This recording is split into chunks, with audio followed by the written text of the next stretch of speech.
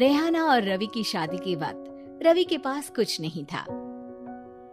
रेहाना, तुमने मुझसे शादी करके एहसान किया है।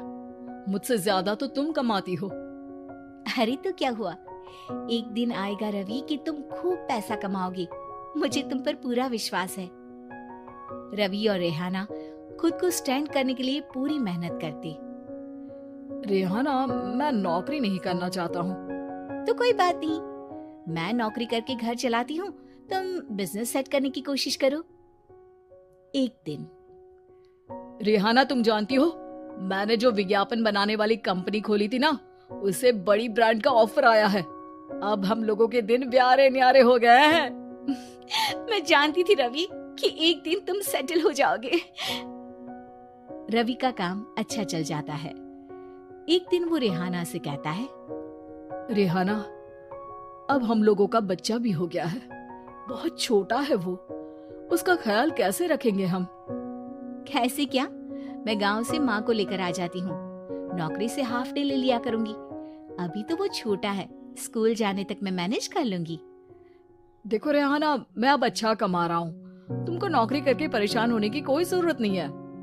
अरे कैसी बात कर रहे हैं, मैं अपनी लगी लगाई नौकरी कैसे छोड़ दूं? और मैंने तो सुना है हम लोगों को कुछ ही महीनों में सरकारी नौकरी मिल जाएगी। सरकारी नौकरी में कितना कमा लोगी? उतने में तो मैं ड्राइवर रख लूंगा।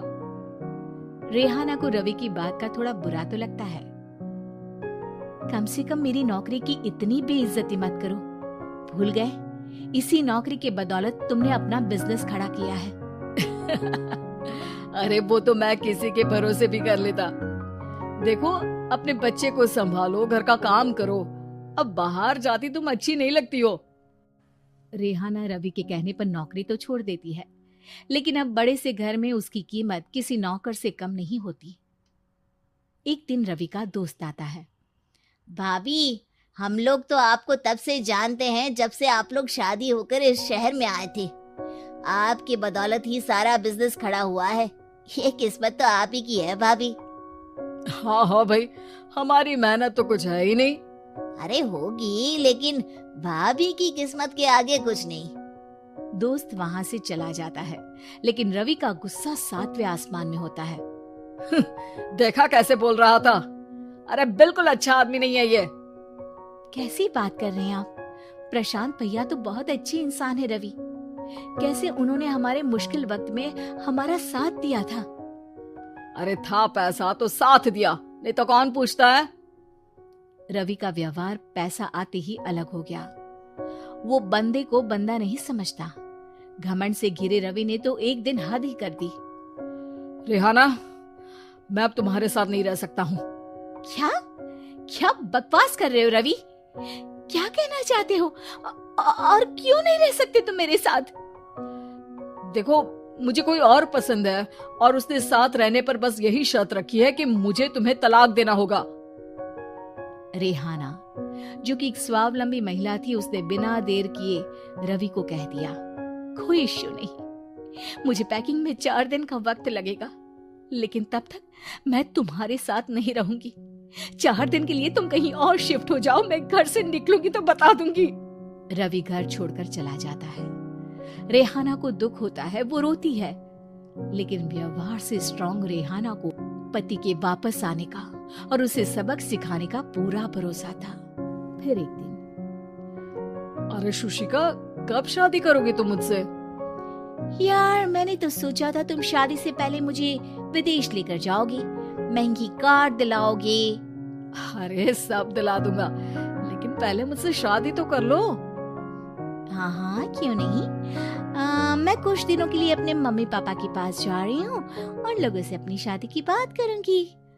अरे शुशिका, कैसे रहूंगा मैं तुम्हारे बिना? अब तो शादी ही होने वाली है हम लोगों की।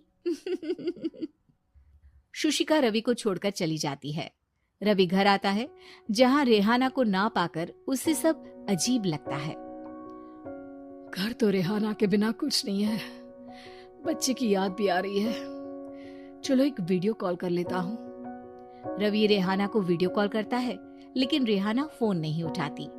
रात को सोते वक्त मन कर रहा है मुन्ने को गले लगा लूं। चलो कोई ना, शुशिका से शादी के बाद मेरे और भी बच्चे होंगे। अगले दिन रवि ऑफिस जाता है जहां टीना खड़ी होती है। सर, आपने अपने नए ऐड के लिए मॉडल की रिक्वायरमेंट डाली थी ना, मैं उसी के लिए आई हूँ। रवि टीना को देखकर खुश हो जाता है। अब शादी हो गई है तुम्हारी? नहीं सर, बस अच्छा सा हैंडसम और अमीर लड़का देख रहे हैं मेरे मम्मी पापा। रवि के दिमाग से तो टीना को देखकर शुशिका का ख्याल भी खत्म हो जाता है। अरे यार, ये लड़की मिल जाए कितनी सुंदर है। शुशिका तो इसके आगे कुछ नहीं है। क्या तुम्हें ऐसा नहीं लगता कि मुझसे मिलकर तुम्हारी ये खोज खत्म हो गई है? आप तो 2 बच्चों की पापा लग रहे हैं।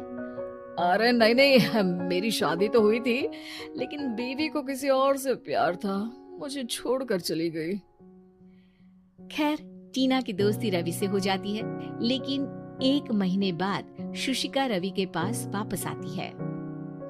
मेरे मम्मी पापा तुमसे मिलना चाहते हैं, लेकिन उन लोगों को ये मत बताना कि तुम पहले से शादीशुदा हो, और हाँ, शादी से पहले अपनी सारी प्रॉपर्टी तुमको मेरे नाम करनी होगी। अरे पागल, अब मैं तुमसे शादी ही नहीं करना चाहता। भला ऐसी लालची औरत से कौन शादी करेगा? तभी वहाँ टीना आ जाती है। रवि, ये पागल सी औरत कौन है? देखो, तुमने ही कह दिया ना पागल, तो पागल ही है।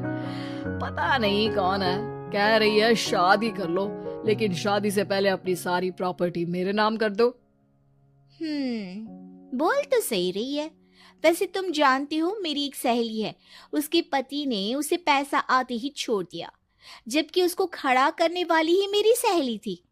और मुझे भी भरोसा नहीं है, अगर मैं भी तुमसे शादी करूंगी तो तभी जब तुम मेरे नाम अपनी सारी प्रॉपर्टी कर दोगे। अरे हाँ हाँ, क्यों नहीं, बिल्कुल कर दूंगा।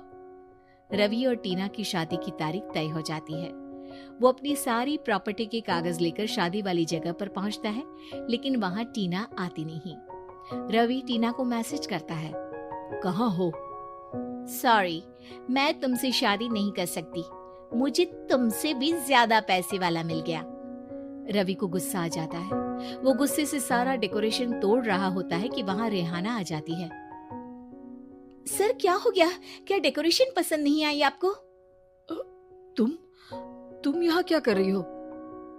मैं यहाँ की डेकोरेटर हूँ। क्या आपको पसंद नहीं आई यहाँ की सजावट? रवि दौड़कर रेहाना के गले लग जाता है। मुझे माफ कर दो रेहाना।